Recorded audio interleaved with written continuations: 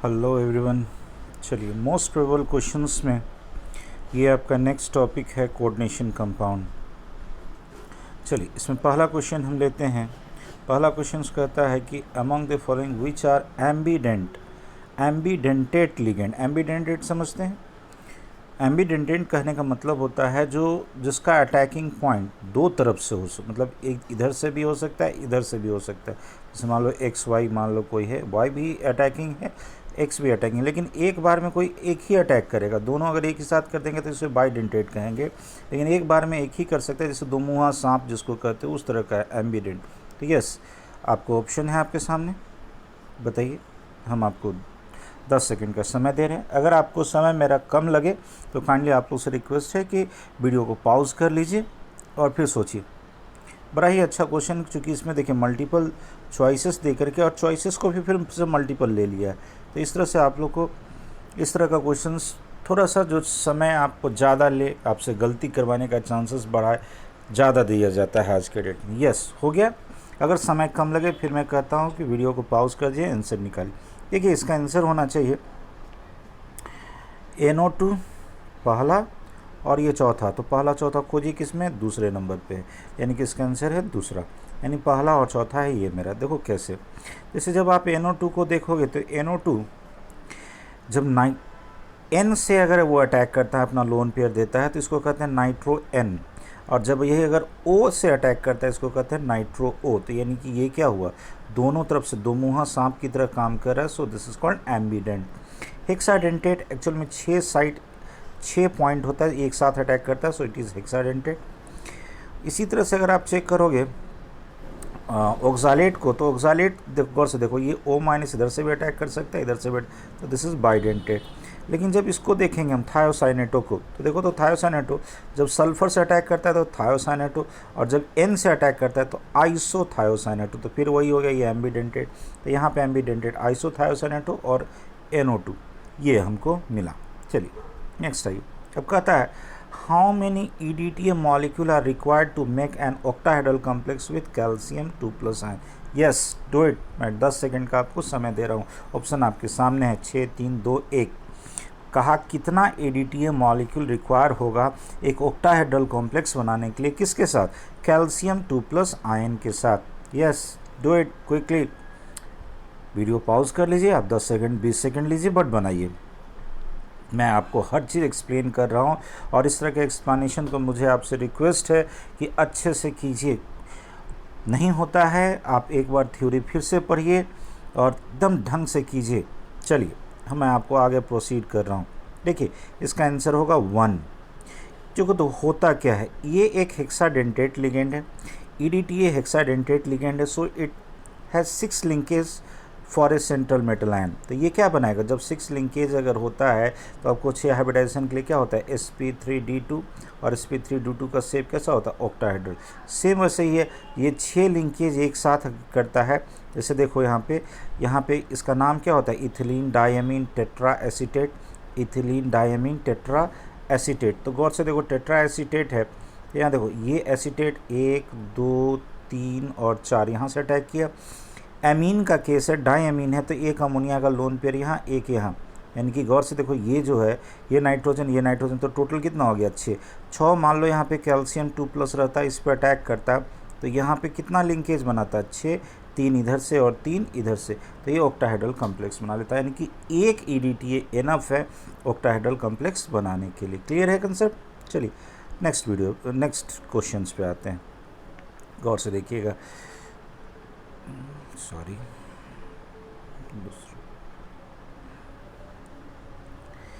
कहता है the ligand in anti cancer drug cisplatin. देखिए, बड़ा अच्छा क्वेश्चन, इसमें तो सॉरी, इसमें ऑप्शंस आपके सामने रह गए।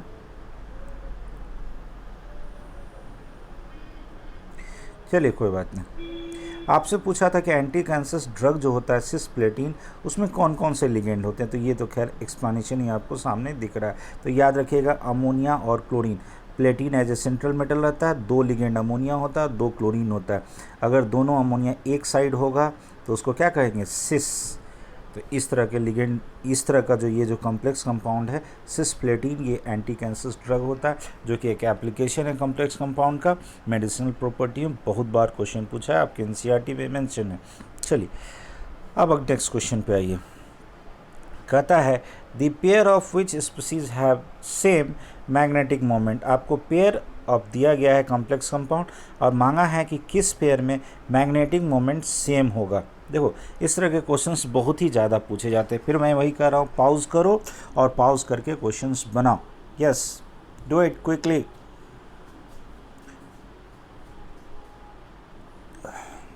चलिए मैं आगे प्रोसीड करता हूँ। अगर आपको लगे कि समय कम है तो काइंडली पॉज कर लीजिएगा। ऑफकोर्स इसमें समय लगेगा, इसमें सबको समय लगेगा। चलो आप सबसे पहले इसमें देख लो कितने टाइप्स के आपके सेंट्रल एटम। सेंट्रल एटम देखो, क्रोमियम है, कोबाल्ट है, वही कोबाल्ट यहाँ गया, एक आयरन आ गया और एक मैंगनीज, यानी 4 तरह के, क्रोमियम, कोबाल्ट, आयरन और मैंगनीज। बाकी सब तो वही कॉमन है। चलिए तो यहाँ पे सबसे पहले आप सबका स्टेट यानी कि ऑक्सीडेशन स्टेट चेक कीजिए। देखिएगा यहाँ क्रोमियम 2+ में था, कोबाल्ट 2+ में था, आयरन 2+ में था, एमएन सब में आप चेक करोगे तो यही स्टेट है चारों मेटल का। क्रोमियम का कितना होता है एटॉमिक नंबर 24, 2 निकल गया तो 4s2 0 3d4, 3d4 मतलब 4 अनपेयर्ड इलेक्ट्रॉन। कोबाल्ट, तो कोबाल्ट का याद करो 27 होता है, 2 निकल गया तो 3d7, तो 3d7, d7 मतलब 3 अनपेयर्ड इलेक्ट्रॉन। उसी तरह से आयरन 2+ है तो 26 में से 2 चला गया तो 24, यानी कि 4s वाला चला गया तो 3d6 बचा, यहाँ भी 4 अनपेयर्ड इलेक्ट्रॉन है। एमएन में 2+ बचा, 2+ स्टेट में है, यानी 25 में से आपको 2 निकालना था तो 4s2 गया, 3d5 बचा, यानी 5 अनपेयर्ड। तो जिसमें अनपेयर्ड इलेक्ट्रॉन सेम होंगे, यानी क्रोमियम में और आयरन में सेम है, तो इसका इन दोनों का मैग्नेटिक मोमेंट मेरा क्या होगा, सेम। तो इस तरह से तेज़ी में बनाने का कोशिश करो, ये नहीं कि आप निकाल रहे हो पूरा का पूरा निकाल, कुछ नहीं, अनपेयर्ड इलेक्ट्रॉन डिसाइड करो किसके बेसिस पे, इलेक्ट्रॉनिक कॉन्फ़िगरेशन के बेसिस पे, और कुछ नहीं इलेक्ट्रॉनिक कॉन्फ़िगरेशन भी फास्टली डिसाइड करो। जैसे क्रोमियम 24 तो 4s2 3d4, 2 निकाल दिया, 4s0 क्या हो जाएगा, 4s0 3d4। इस तरह से सोचो। जैसे आयरन 26 में से 2 चला गया था, यानी 4s0 3d6। इस तरह से सोचो। डी में 6 है, यानी 4 अनपेयर्ड इलेक्ट्रॉन है, डी में 4 है, यानी कि चारों को चारों अनपेयर्ड है। चलो आगे बढ़ते हैं। आपसे पूछा है next question, the types of isomers in nitropentamine chromium, nitropentamine chromium 3 chloride. सबसे पहला एक काम करोगे इस तरह के क्वेश्चंस में, सबसे पहले जो कंपाउंड दिया उस कंपाउंड का स्ट्रक्चर लिखो, उसका जो फार्मूला होगा, यानी स्ट्रक्चर नहीं फार्मूला लिखो, और जैसे ही आप फार्मूला लिख पाओगे आप सोच पाओगे इसमें कौन सा आइसोमेरिज्म होगा। Yes, do it quickly, 10 second का टाइम लीजिए और जल्दी कीजिए। हो गया? चलिए हम नेक्स्ट प्रोसीड करते हैं इसमें। चलिए देखते हैं इसका आंसर। देखिएगा इसमें, चूँकि यहाँ पे गौर से देखो पेंटामीन नाइट्रो का कंसेप्ट था, तो अभी अभी हमने आपको सिखाया था कि नाइट्रो में क्या होता है, एम्बिडेंट लिगेंड होता है। तो एम्बिडेंट लिगेंड है तो इसमें कैसा आइसोमेरिज्म होगा, लिंकेज। कैसा होगा, लिंकेज आइसोमेरिज्म होगा। क्लियर है कंसेप्ट? लिंकेज क्यों हुआ, क्योंकि एम्बिडेंटेट लिगेंड है तो ये NO2 के फॉर्म में भी जुड़ सकता है, और हमने पीछे भी बताया था ये ONO के भी फॉर्म में जुड़ सकता है, यानी कि यहाँ पे अटैकिंग एटम O है और यहाँ पे अटैकिंग एटम N है। क्लियर है कंसेप्ट? चलिए नेक्स्ट क्वेश्चन पे आइए। अब कहता है cis trans isomerism found in square planar complex of molecule. Square planar complex है मॉलिक्यूल का, तो आपसे पूछा है कि उसका फार्मूला क्या होगा, square planar complex of molecular formula क्या होगा। जल्दी डू इट। देखो 4 लिगेंड तो होना चाहिए। अब 4 लिगेंड में भी देखो सब में 4 लिगेंड है। अरे स्क्वायर प्लेनर के लिए DsP2 कितने हाइब्रिडोबाइटल आ रहे हैं, 4। तो 4 के लिए तो हमको इतना दिखाई दे रहा है 4 लिगेंड, सब में 4 लिगेंड है। लेकिन आगे अब सोचो, सोचिए।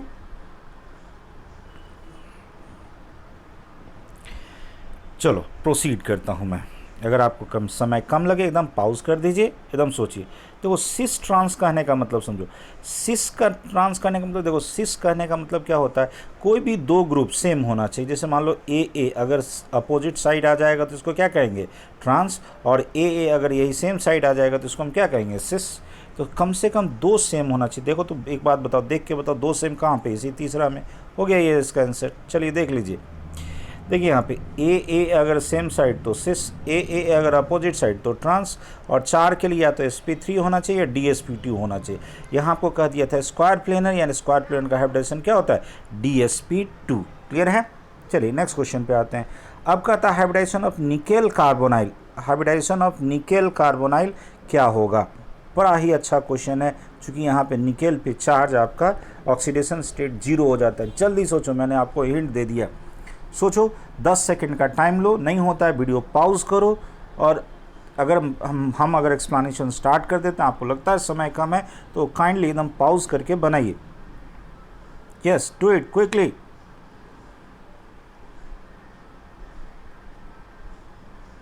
चलिए हम प्रोसीड करते हैं। देखिए इसका हाइब्रिडाइजेशन आपको मिलेगा sp3, इसका हाइब्रिडाइजेशन आपको मिलेगा sp3। कहोगे कैसे सर, ये तो स्ट्रॉन्ग लिगेंड है। ऑफ कोर्स स्ट्रॉन्ग लिगेंड है। चलिए यहाँ देखिए, इसका एक्सप्लेनेशन को देखिएगा। सर निकेल कार्बोनाइल में ऑक्सीडेशन स्टेट ऑफ निकेल कितना, 0। निकेल का जो आप इलेक्ट्रॉनिक कन्फिगरेशन चेक करोगे तो 4s2 3d8, गौर से देखो 3d8 4s2 और 4p ऑफ कोर्स मैंने ले लिया, खाली है, क्योंकि यहाँ पे 4 लिगेंड को आने हैं। CO मेरा कैसा लिगेंड होता है, स्ट्रॉन्ग। CO और CN एकदम अनकंडीशनल स्ट्रॉन्ग होता है, हमेशा स्ट्रॉन्ग ही रहता है। कहता है ये क्या करेगा, इसमें इतना पावर होता है कि ये जो 4s वाला इलेक्ट्रॉन है, चूँकि यहाँ पे क्या है 2 अनपेयर्ड इलेक्ट्रॉन है, तो इसको धक्का दे करके ये पीछे भेज देगा और ये दोनों को पेयर्ड कर देगा। सो ये क्या कहता है, so it can pair the unpaired electron. जितने भी अनपेयर्ड इलेक्ट्रॉन इसको क्या किया, पेयर्ड कर दिया।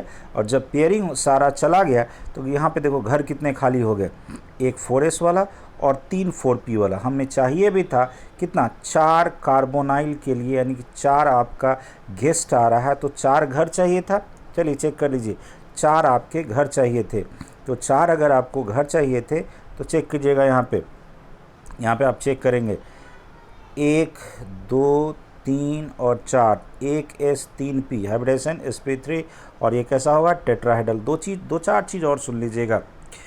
जैसे इसको चूँकि D यहाँ पे यूज़ नहीं किया इसलिए यहाँ पे आउटर ऑर्बिटल या इनर ऑर्बिटल कॉम्प्लेक्स इसको नहीं कहेंगे।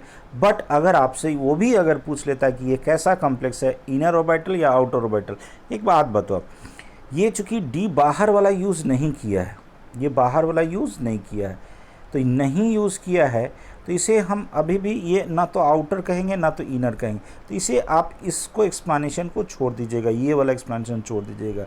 हाँ, यहाँ पे अगर मैग्नेटिक मोमेंट आपसे पैरामैग्नेटिक या डायमैग्नेटिक पूछता है तो आप उसका आंसर दीजिए। एक बात बताइए मुझे, ये कैसा है, सारा का सारा पेयर्ड है तो डायमैग्नेटिक होगा, मैग्नेटिक मोमेंट की बात करेगा तो 0।